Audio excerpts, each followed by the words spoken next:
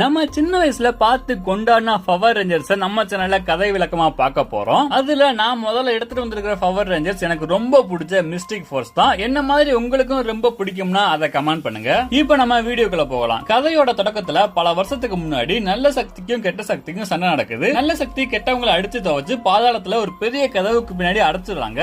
அப்படியே வருடங்கள் போகுது. நம்ம ஹீரோஸ் ஒரு சீடி கடையில வேலை பார்த்துட்டு இருக்காங்க. அப்போ ஒரு பெரிய நிலநடுக்கம் வருது. கொஞ்ச நேரத்துல நின்றுது. அந்த பூகம்பத்தால பாதாளத்துல அடப்பட்டு இருந்த கெட்ட பேய்களுக்கு எல்லாம் விடுதலை கிடைக்குது. அதுல இருந்து ஒரு பேய் வெளியே வந்து மக்களுக்கு தொல்லை கொடுத்துட்டு இருக்கு. அதை கட் பண்ணா ஒரு தாத்தா என் தம்பியை காணாம போய் சொல்லி நம்ம பவர் ரேஞ்சர்ஸ் ஆக போற 5 பேரை காட்டுக்குள்ள கூட்டிட்டு போறாரு. கொஞ்ச நேரத்துல அந்த தாத்தா மறந்து போறாரு. அப்ப இவங்க முன்னாடி ஒரு சூனியக்காரி வந்து நிக்கிறா. அதை பார்த்து பயந்துட்டு இருக்கும்போது அங்க நிறைய பாதாளத்துல அடப்பட்ட அல்லக்கை பேய்கள் வந்து ஹீரோஸ் டீமை சுத்து போட, அப்ப அந்த சூனியக்காரி ஒரு மந்திரம் போட்டு ஹீரோஸ் டீமை பறக்க வச்சு இன்னொரு இடத்துக்கு கொண்டு போயிட்டு அல்லக்கை பேய்களை மட்ட பண்ணிடுறாங்க. சூனியக்காரி அதே இடத்துல வச்சு ஹீரோஸ் டீம் இன்னொரு